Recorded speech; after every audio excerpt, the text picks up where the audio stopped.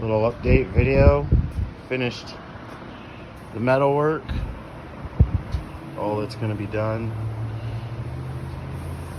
Next, my painter will do a little bit, finish the body work and paint it for me.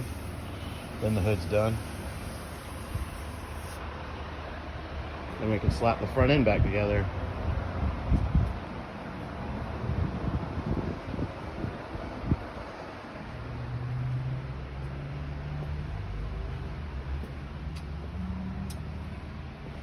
Then it'll be time to get started on the bed.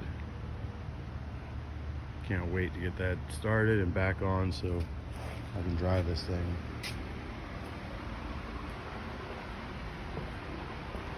But